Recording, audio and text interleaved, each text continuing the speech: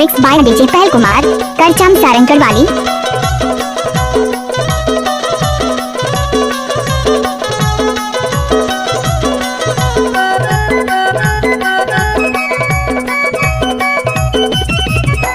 सुनगा राही दादा यार सुनगा बहनी घाटो और सुन ले भैया मोर, सुन ले राही दादा यार सुनगा बहनी घाटो और सुनगा भैया मोर। दीदी कमले से भैया लगा संगी चिताना हावे दो, दीदी कमले से भैया लगा संगी चिताना हावे दो। सुनगा राही दादा यार सुनगा बहनी घाटो और सुन ले भैया मोर, सुन ले राही दादा यार सुनगा बहनी घाटो और सुनगा भैया मोर। दीदी कमले से भैया लगा संगी चिताना हावे दो, दीदी कमले से भैया लगा संगी चिताना हावे दो।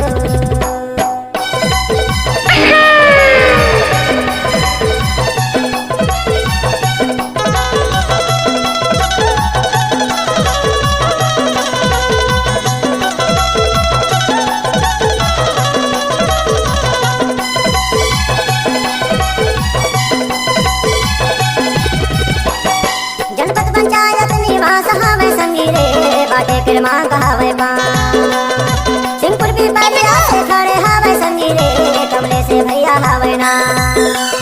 सिंहपुर पे परिया रे खड़े हावे संगी कमले से भैया ना, सिंहपुर पे परिया रे खड़े हावे संगी कमले से हावे ना। दीदी कमले से भैया लगा संगी चिताना हावे दो, दीदी कमले से भैया लगा संगी चिताना हावे दो।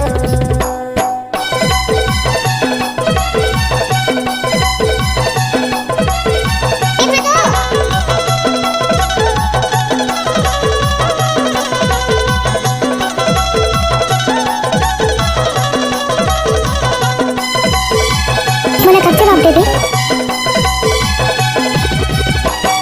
जन जन काया ही नारा हावे संगी रे कमले से भैया लाजे दाना है।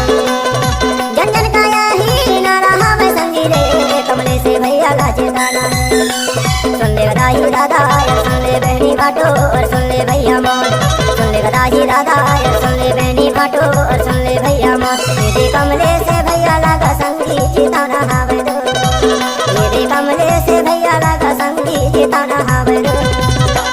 सुनगा राही दादा यार सुनगा बहनी घाटो और सुन ले भैया मोर, सुन ले राही दादा यार सुनगा बहनी घाटो और सुनगा भैया मोर। दीदी कमले से भैया लगा संगी चिताना हावे दो, दीदी कमले से भैया लगा संगी चिताना हावे दो।